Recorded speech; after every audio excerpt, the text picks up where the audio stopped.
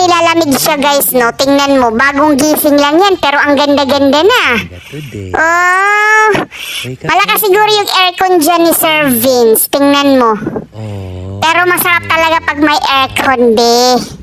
Oh, nag-stretcher pa siya kasi bagong gising niya eh. Katabi pala ng daddy niya.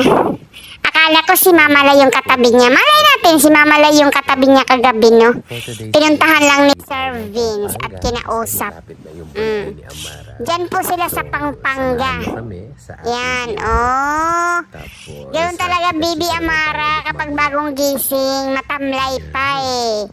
Parang pagod ka rin kapag galing mo sa gising. Wiki na?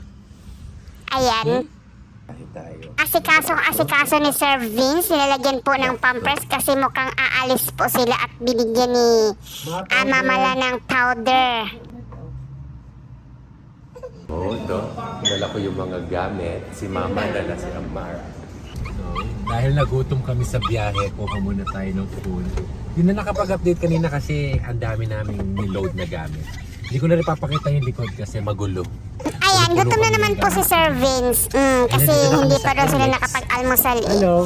Ayan, rain po yung in-order niya. Pero sabi ng ano dito, kilala daw na naman si Sir Vince. Natural yan. Kasi sikat na talaga yung mga lalabs natin. Ayan, ang sarap. Grabe naman yan, sir. Ang saya-saya lang talaga ni Sir Vince kapag nakakita ng pagkain, guys. Lahat naman tayo masaya kapag nakakita ng pagkain. Kasi siyempre, yun talaga yung lakas natin. Kasi kung hindi tayo mabubusog, wala tayong lakas buong araw, di ba? Kaya si Sir, lagi talagang full pack yung tiyan niya. Kung saan man sila pupunta, o, di ba? Mga 1 hour 30 minutes drive. Parang ikaw lang yung kumakain, Sir Vince. Chika-chika na lang. Hindi mo binibigyan si Amara at si Mamala niya. Bye. Bawal siguro kay Amara yun. At diet yung Mamala niya.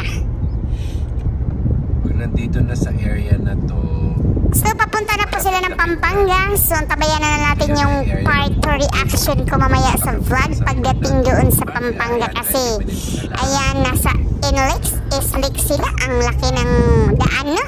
Saka ang ganda ng view dyan, oh. Tingnan mo. Layo pala ng Pampanga, guys, no?